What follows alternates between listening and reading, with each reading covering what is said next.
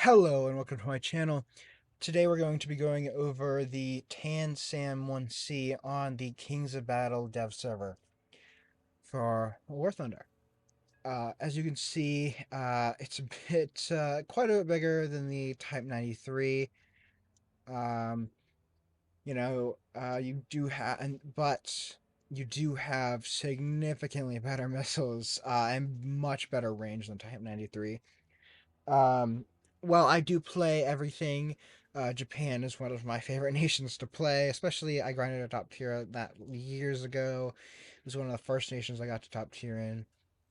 And I remember when the Type 93 came out years ago, and I got that real quick because it was better than the Type 87, at least in range. Um, and just with everything else coming out, you got your ADAS, you got your Panzer, you got, your Ito. Um, just Japan became more and more lacking, especially as more aircraft came in with longer and longer range weapons. It you know Japan was starting to lack even more in terms of anti-air capability. And the missiles, even when they came in close, like they're decent, and I sure got plenty of air kills with them. That just still, I mean, you could outturn it pretty easily. They weren't super powerful. I mean, pretty much just Japanese built Stingers, I believe. Whereas these missiles, the P4001s, they are, as you can see right here, 35 Gs. They have an all aspect lock range of 6 kilometers. Um, Lock range and rear aspect 11 kilometers. The launch range of 10 kilometers. Um, And yeah, like I said, 35. I mean, that's just so much better. I mean, if we go take a look at the Type 93 right here, um, with this Type 91 missile, I mean, you do have a lock range in all aspect of a 6 kilometer. Same locking, but you only have a launch range of 5 kilometers, and you only have a maximum overload of 10 Gs.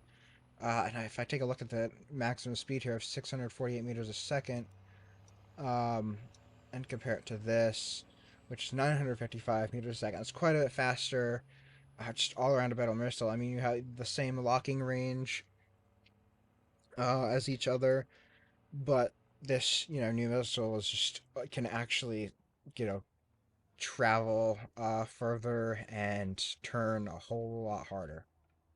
So if I go ahead and take it into a test drive, and see what we can do. I mean, there's not a whole lot to do in the test drive, but if I fire right here, it's a bit close range, but you can still get them.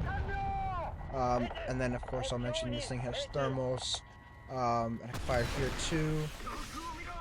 And then, of course, you can lock on, that you don't, so this is one of these missile carriers that had an external radar, um, similar to the Chaparral.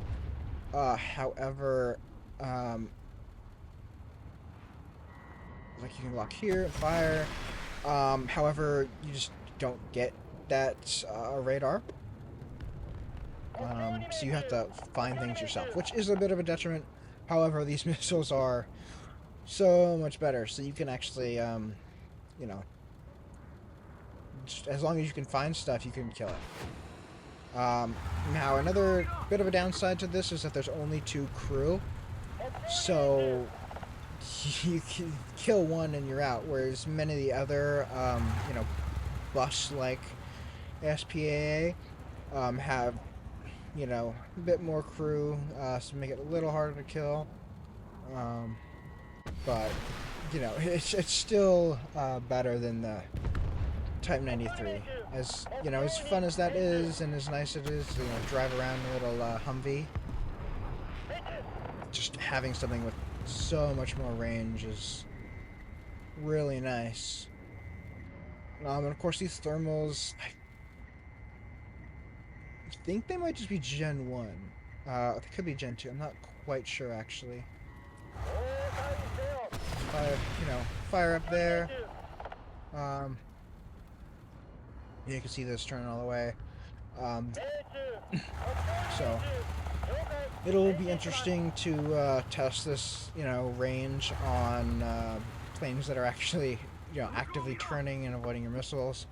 I do believe there is a version of this which can get active radar homing missiles, which again won't have the radar, but I think you should just be able to fire it. Like if you can find them yourself, you can fire it, and they should just lock on to the first thing they see.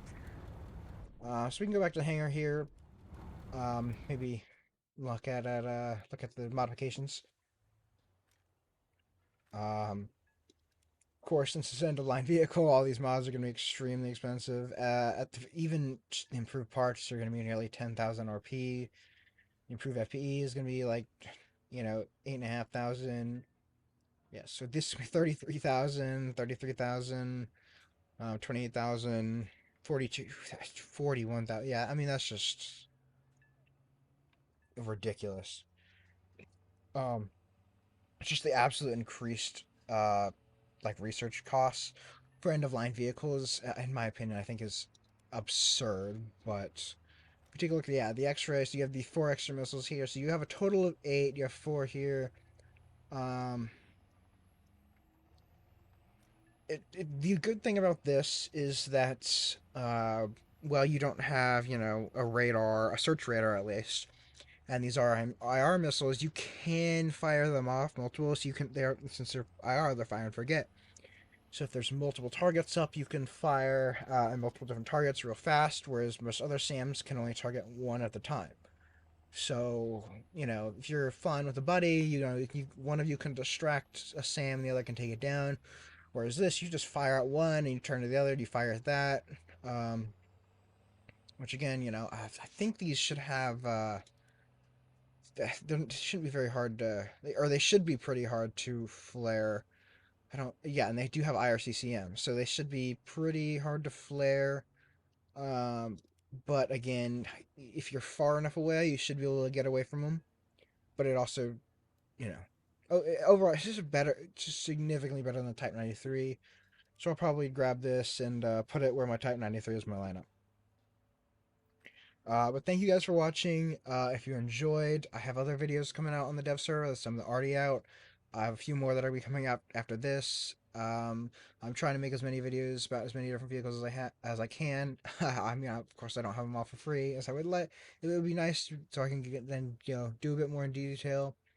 But if you guys liked it, please like and subscribe and comment. If you guys have any ideas or suggestions, anything you want me to check out, and thank you again.